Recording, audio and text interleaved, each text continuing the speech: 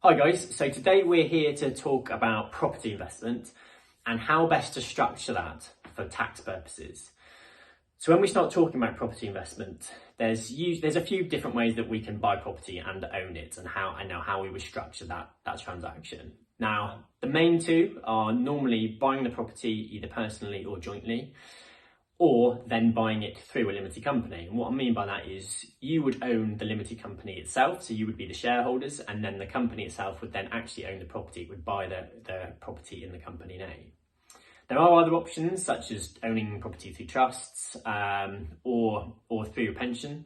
Pension particularly attractive where there's commercial property involved. I'm not going to cover any of those things today because it's too much to cover in one video, and it will probably blow your mind with too many things, or send you to sleep, one or the other.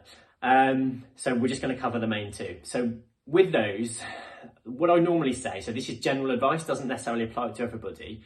But what I would normally say is if you're what we class as a basic rate taxpayer, so you're not into higher rate tax, and you're looking maybe to get one, maybe even two properties as an investment, then normally it's best to own those personally, okay? The tax advantages and things don't really kick in, and the additional cost of running a limited company and complexity probably aren't worth it in those circumstances.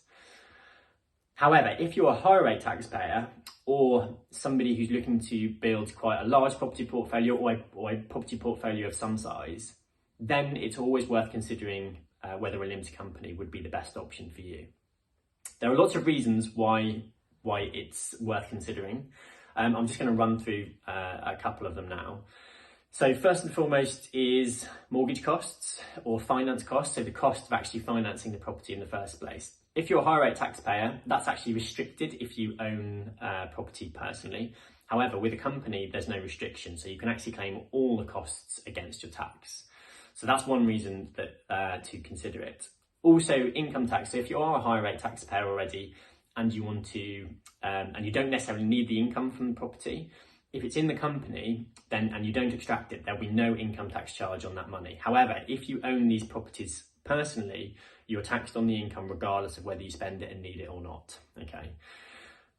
With companies, the corporation tax rate is currently 19%. It is going up to 25% and may fall somewhere in between, depending on the company that you have.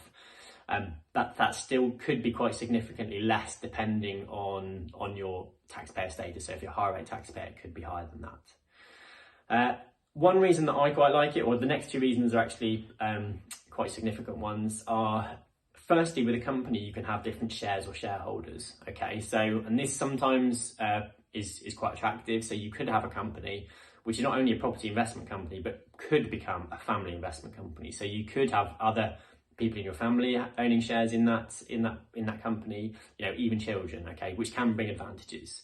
Have to talk an awful lot more detail about that, but that's, that sort of thing is available. The other thing which is quite nice is if you also own a limited company already, so your company or business trades through a limited company, you can make use of actually a group structure or an intercompany loan to extract cash from that business and get it into the property investment company without taking it out yourself. Okay, so there are ways to do that. Again, too complicated to talk about on this video, but it could mean you don't have to extract the cash from your existing company, pay tax on it in order to buy the property itself. So it can be quite attractive. In terms of downsides, okay, there are obviously some of these as well, so I'm going to cover some of them. The expense of a limited company is more, okay, so it will cost you more to run one. There is more added complexity. There is also, if you do want to extract the cash out of the limited company, there will be a further tax charge to take the money out, either as dividends or salary, depending on what's best for you. So actually one other thing just to mention is quite often the mortgage interest. So that if you're financing through the limited company, the mortgage interest can be higher than if you bought it personally. So that's something really to watch out for. Worth doing your homework on that beforehand. Typically 1% higher. So it does vary, and mortgage interest rates change all the time. So quite how that may or may not be relevant depending on when you're watching this, but certainly worth considering. So depending on where you are and what you're looking to do, there's a couple of options. It's never, with this thing, I'm giving you general advice. You need to get proper advice dependent on your circumstances, but hopefully this has kind of just made you think a little bit about what might be the best option for you.